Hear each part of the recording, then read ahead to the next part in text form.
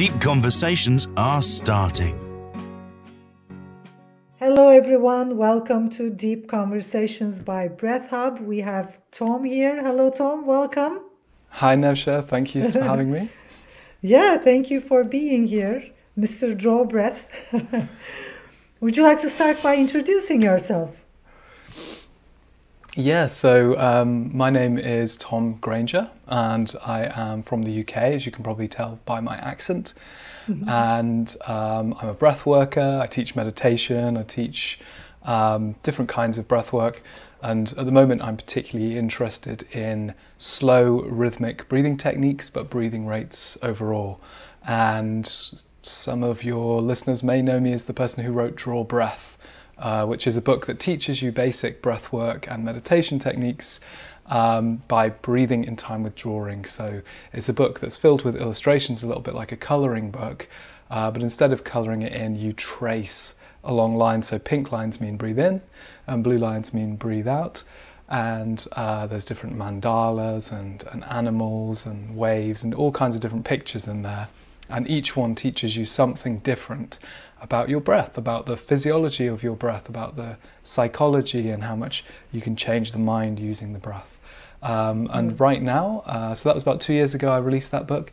Right now I'm working on a new book called Breathe in Harmony. So we've done breathing and drawing, and now it's all about breathing with music. And so right now I'm in San Diego in America, where I'm interviewing scientists up the coast of California who are studying what happens in the body when we change our breathing. So that's what I'm doing and where I am, brilliant. And why I've got a little bit of a suntan. Yeah, brilliant. Yeah, you yeah. look So great. This is nice to get to chat to someone I know. Yeah, first I want to dive. Thank you. I want to dive into Draw Breath, because the first time I heard the idea, you know, I'm a breath worker and I've been a breath worker like forever. Not to speak of my age, but it's been like, when I think of it, more than 25 years. My goodness. Yeah. So the first time I heard about Draw Breath, and, you know, the whole idea and the whole concept, I just thought, wow, you know, what a brilliant idea. So I want to go back to the time you had the idea. And Yeah. how did you have the idea? Like, what happened? Did it just arrive in a second, like a aha moment? Or like, because it's a brilliant idea. It's just, Okay. yeah, amazing. Okay, yeah, that's a really good question. So I'd been interested in meditation for a long time, and I'd been working as a commercial artist for a long time, so designing logos and websites and all that kind of stuff for people. So my two kind of passions were already art and meditation, and I'd been noticing the similarities for a while, which many people do, between drawing and meditation. You know, when you're learning to draw, you need to see past your projection of what you think something looks like and see what it looks like. And that's kind of what we're doing in meditation. We're noticing our thoughts about the world that we're projecting over the top of it. And so there was already like a poetry in the relationship between meditation and drawing. And for a while, ever since I'd been interested in meditation, I like writing poetry and things like that. I love wordplay, and I've been writing poems about meditation and using that kind of language around meditation as a playground, that we're aware of our awareness and thinking about thoughts, and all these things lead to quite interesting wordplay. And then it was actually in 2017, I was traveling around India, and we were in Himachal Pradesh, which is like the foothills of the Himalayas, and attending different meditation lessons and all this kind of stuff. And I just started drawing the mountains around me, you know, drawing the landscape of these Himalayan foothills. And I thought, because we'd been just come out of this meditation session we'd been doing with one of the monks there, I thought, oh, this would be interesting just to draw these mountains in time with my breathing. And then I thought, wow, this is actually super relaxing. And I thought, okay, so there's something in this. I can use this to teach people meditation. And then it took about a year for me to develop the idea into the color system, you know, the pink for inhale, blue for exhale. And then the first publisher I showed it to wanted the idea because they could see like the potential of it for making people instantly feel relaxed, you know. Yeah, so that's it's a kind great of how idea. it was incepted. Yeah, I was like, Yeah. wow, when I Oh, first saw it and heard about it, because we also, I'm also working with the breathing sciences faculty. I teach at the faculty, and we use a device called Capno Trainer, and it's an educational capnograph. And over there, we use like waves, and we use certain diaphragms to also lead people into like slowing their breath. And we tell them to watch the wave, or we sometimes tell them to watch a ball, going up, going down, sometimes waves, sometimes certain diagrams. So it's like, yeah, it's just brilliant. It's very creative, and it's brilliant. And when you start, I bet you started hearing from your readers and from the people who not only read but practiced your book. So how did that go? I wanna know more about it. And how did it feel? Because I know how it feels when you publish a book and then you start hearing the stories from the readers, and it must be great. So yeah, it's wonderful. Yeah. Yeah. The because of How Instagram, was the journey? you Like, can how really. was the experience of the people? Yeah, so because of Instagram now, you're very close to your readers. Anyone who reads my book can see the Instagram in there as At Draw Breath, and then they email me and say, "Oh, I loved your book," and it really is amazing. It's one of the most rewarding parts of creating anything, is knowing that it's been meaningful for somebody else. And it's funny because the meditation's about sort of dropping the ego, but when people come and say your book's amazing, and then they start quoting you on Instagram and stuff like that, it's like, oh, this is definitely not good for my ego. But no, it's really lovely, because probably a couple of times a month someone will just write me a message on Instagram just telling me how, especially in the lockdown, people have been looking for something they can do on their own to protect their mental health, to look after themselves, and it seems like the book that came through me has really helped people in that situation, because it's a way of learning meditation on your own. I do recommend always learning meditation in a group, because that's a huge part of it, is the social dynamics. But this is just a fun thing you can do on your own to really drive home what meditation is and what it can be. So it's been really lovely to hear those stories. Yeah, great idea. Yeah, and also I want to hear about your journey over there, like with the scientists. Yeah. Like how are the talks going on, Okay. and what's happening? Some new information, give it to me.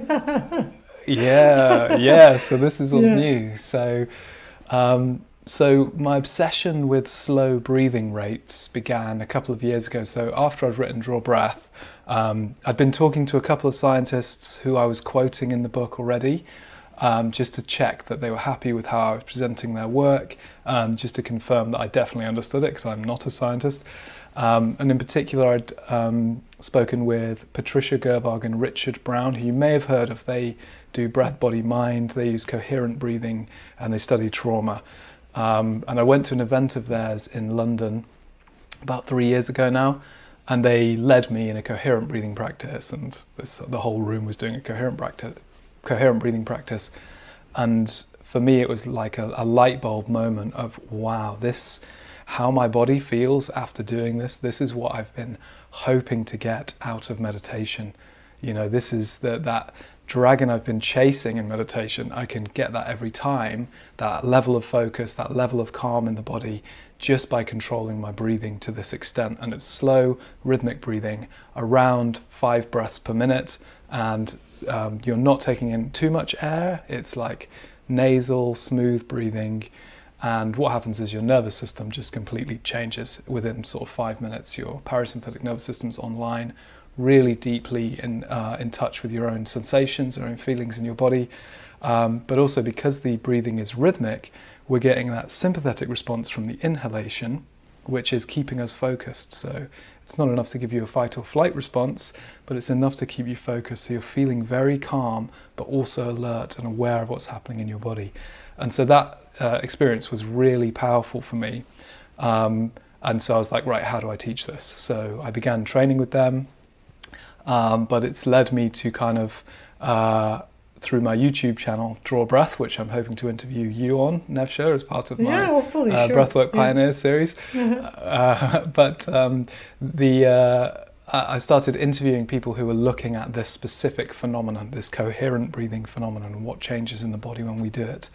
And it's been a really interesting journey, and the scientists are all so willing to share their knowledge because they know how much this can change lives.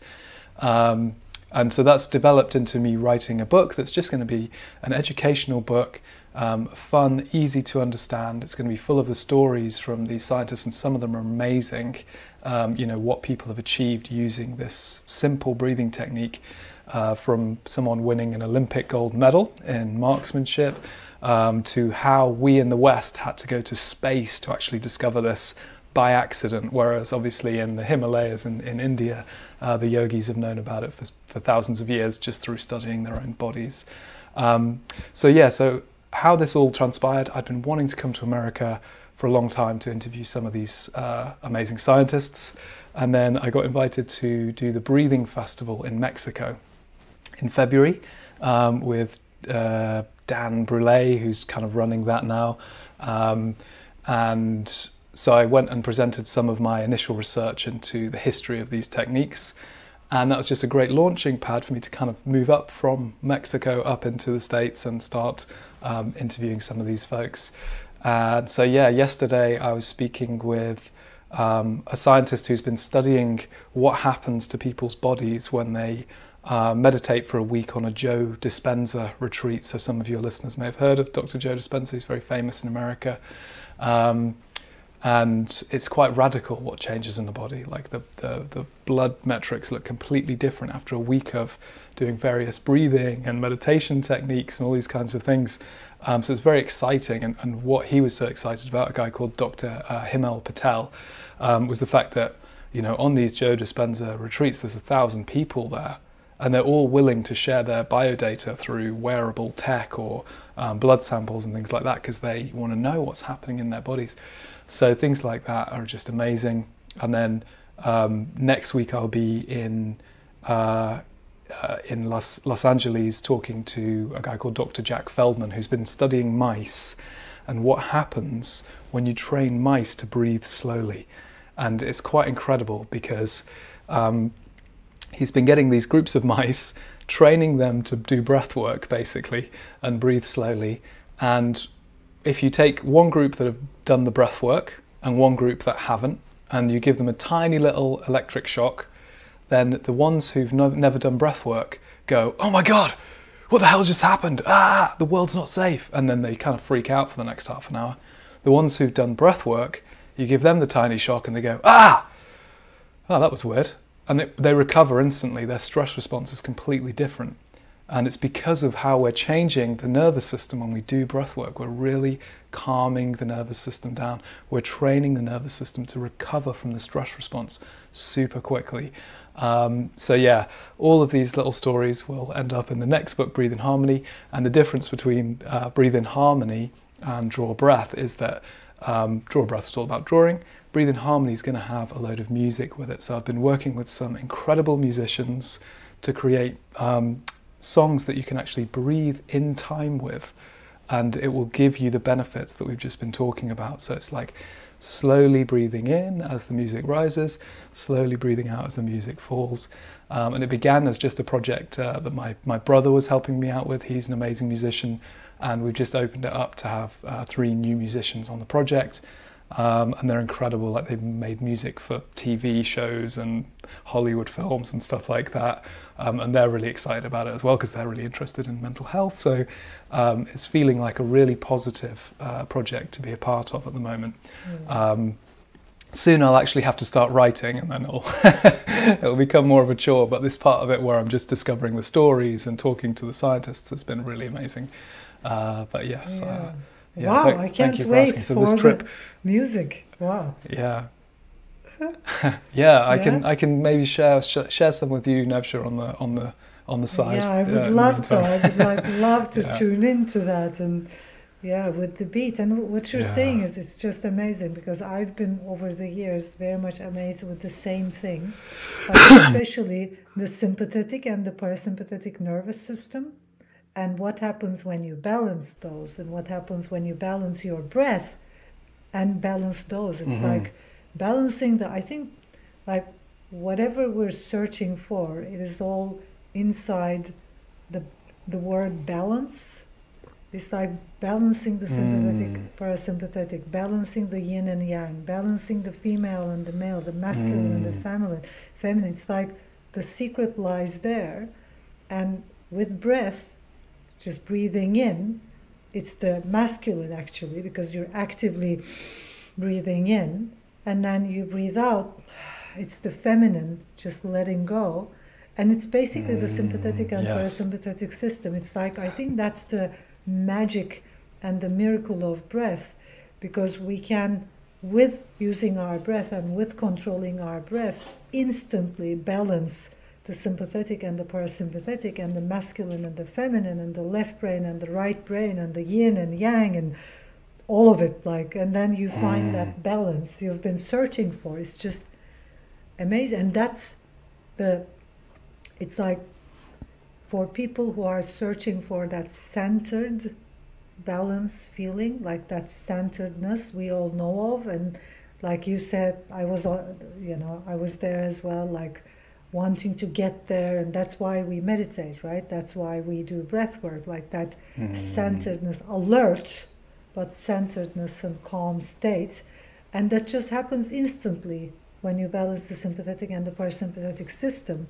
It's like a magic tool given to us, isn't? I mean, that's what I've been finding amazing over the years myself. So it's great to hear it from you too. Yeah, you're absolutely right, and that balance goes beyond the nervous system as well, as you were just saying. Talking about the left brain, the right brain. I've been speaking to some neuroscientists who are describing what happens when you breathe in. You can almost see this wave in brainwave activity from the beginning of the inhalation to the end of the exhalation. If you take a big group of people and average out all their data, you see this wave as the brain goes up into beta waves, and then at the top of the inhalation, as we begin the exhalation, comes down into theta waves, just subtly. But that's a balance between the rational elements of our thinking and the more subconscious elements, the more emotional elements. And we see that not just in brainwaves, but in the modal networks of the brain as well. So we switch from the from the task positive network, which is us being focused at the beginning of the inhalation. There's this subtle shift into the salience network, which is how we feel our bodies, and then into the default mode network, which is us being distracted, and then the breath begins again. And so we have this attentional refresh cycle with each breath, which is again another reason why it's so key to meditation. And what we're doing in meditation, we're training our attention, so we can do that with every breath, with each breath like a wheel of attention moving through the body, through the thoughts, which is amazing. And then there's also the carbon dioxide oxygen, which I know you know a lot about if you're studying people with capnometers, but the idea of balance there. When we slow the breathing down, when we do breathe rhythmically, whether we are too much, too little carbon dioxide, we start breathing at this rate, and that changes. The carbon dioxide begins to be balanced in the system. We have exactly the right amount that we need for the Bohr effect to be taking place, for the capillaries to all be opening and oxygenating all of our tissues, and every single system in the body is affected by this balanced breathing, and it brings balance throughout the body, all the way up to the brain waves and the modal networks of the brain. And it really is. We talked about poetry at the beginning. It's such an incredible poetic way of describing it that you've got there, of the masculine and the feminine and this balance. So yeah, I think you're onto something there. Yeah, and also the opposite is also true. Like whenever it's unbalanced, it's like, I think, I mean, what have been obviously, what have been really like hitting me with breath, and what has been like miraculously important for me and my life has been like seeing that how we breathe is affecting everything and anything in our lives, from our behaviors to our thinking habits, and the way our body responds to viruses, like everything. I mean, once you have that balanced, and once you have that, once you have it in balance, and once you can master your breathing, you literally start mastering your physical process, your whole body, your thinking system, emotions, everything. And once it's unbalanced, it's basically like you freak out. The whole system freaks out, and it's like, "Wah!" And with the same thing happens with humans. The same thing with rats. It happens with humans as well. It's like whenever the breathing is unbalanced, we are in anxiety, panic, and we can't cope with life. It's such an important aspect. It's just brilliant to have all of us researching on it and talking about it and speaking about it. And what's happening, I think, in the breathwork community is just brilliant. Have you been realizing, like, well, because I've been in this industry for so long time, to see what's happening is, huge right now. But have you also been experiencing it? I think from the whole pandemic and on, there's something amazing happening in the breathwork community. The number of people getting interested, becoming aware. Yeah, I think as you say, you have a much better perspective on this than me, from having been in this field for over 20 years. As an older sister, right? Yes, yeah. And the what I've witnessed comes from more of like the mindfulness side of things, which is something I've been sort of doing and involved in for maybe 12 years, something like that, and yoga, and seeing how the breath is now being moved into the center of that as the focus, instead of it being about the mind. It's like when we change the body, we don't have to make an effort to change the mind. The quickest way we can do that is through the breath. So I think what's changing is the internet means that we can all learn about this for free and very easily. COVID has pushed people to do more things online that they maybe wouldn't have done. Maybe a friend invites them to do something like that. And the way that people can measure this is a lot more accessible. So the kind of breathing that I've been talking about, the coherent breathing that also gets called heart rate variability breathing, or equal parts breath, whatever it might be, people can buy very cheaply now the technology to see what's happening in their own bodies. And you're studying capnometry, which is probably still the last frontier that's very expensive to buy things for, but pulse oximeters that you can put on your fingertips, they cost under £10. So people can literally have access to the technology to see what's changing in their body when they breathe. And you don't need to trust a teacher or to just trust what's written in a book. You can see it for yourself that this is changing in your body now because of the technology. So there's things like that. And then obviously there's things like Wim Hof, who's just taken it to another level and really inspiring people, and people like yourself, so making these amazing apps that are just so accessible now to people. And that just means that there's just so many options through the day of adding this into your day, and that's just transformative for people. Whereas before, maybe you went on a retreat or you went on a yoga retreat and you go home and you just return to your normal life. Well, now we've got apps, we've got the internet, we've got all these different ways of sprinkling breath work throughout our day and knowing that it's doing something. And yeah, I think something is changing, something is really happening in the breathwork world. And every breathing event that I go to seems to get bigger every year, with more and more people wanting to come and more people trying to understand what's happening. So yeah, I think that we're still in a way only scratching the surface of what things like conscious connected breathing can do. I know that that's an area that you're interested in, more of the kind of more rapid, more strong sort of styles of breathing that we're doing to change the mind in a really, really fundamental way. Like we don't really understand what's happening there still. You have people studying holotropic breath work, but it's still very qualitative. I know Richie Bostock, the breath guy, he's beginning to study this. He's one of the first people who's really studying this and getting people hooked up to an EEG. So he's really one to watch for the next few years, I think. I don't know if you know him, but he'd be a great guest on your show as well. Where he's kind of getting people to do that transformational breathing, that kind of more intense breath work, and seeing how does it change the body. And I've spoken on this research trip with an expert in psychedelic therapy, so someone who's been helping people using psilocybin and magic mushrooms who've had trauma, and then helping them get over that using psychedelics. And he's a guy called Bruce Tobin from Canada, who's been doing that since the 70s, but he always mixes it with holotropic breathwork. So he teaches these people holotropic breathwork, or a style that's very similar to it, and then he's obviously coaching them through some sort of psychological process, and then they're given a little dose of psilocybin and some breath work.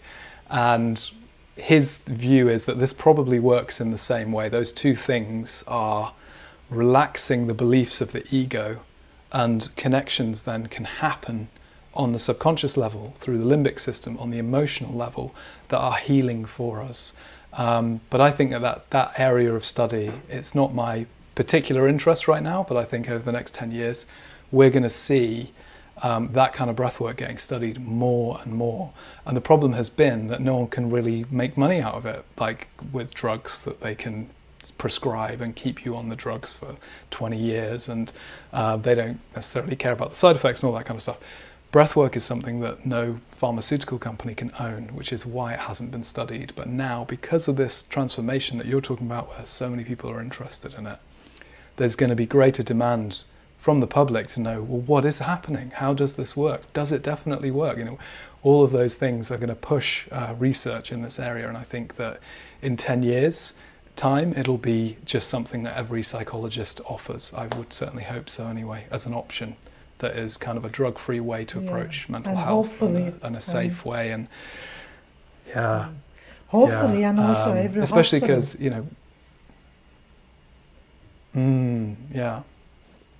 because the thing is about using other psychedelics like LSD or even high doses of psilocybin. If you're having a bad time, sorry, see you in 2 days when you land. Whereas breath work, oh, you're having a bad time? Well, we'll just stop and we'll bring you back down with a different kind of breath work that's going to stimulate your parasympathetic nervous system. So yeah, it really is going to be something that people are beginning to understand a lot more over the next few years, I hope. Yeah, I don't only hope, but I also see that it's becoming more mainstream now, and I'm going to do everything to support that with our Breath Up project. Yeah, thank you, Tom. I think this has been a great conversation, and I'm sure our listeners learned a lot. They got interested in it a lot, and thank you very much for all your time, your energy. You have a great energy, and I'm sure you're going to be touching people's hearts and transforming a lot of people. I can see that in you. You're already doing that, but I can see the future as well, kind of. Like a witch, I can see. Oh, yeah, thank but you, it's Nevşah. It's great.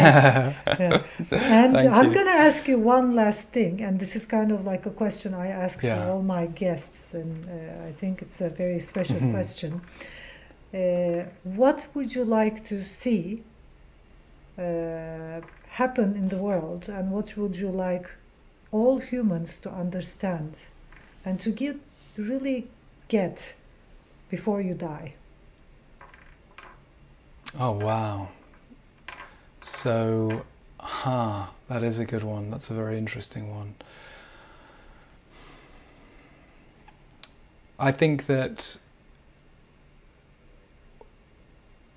from my travels recently, what I would like to see is a really simple one: less use of plastic. And in the developing world, where we see people who are not educated about what's the dangers of plastic polluting their own environment and all that kind of stuff. So for me, that's something that's been on my mind a lot lately. I know we've got war in Ukraine at the moment, which is also on my mind.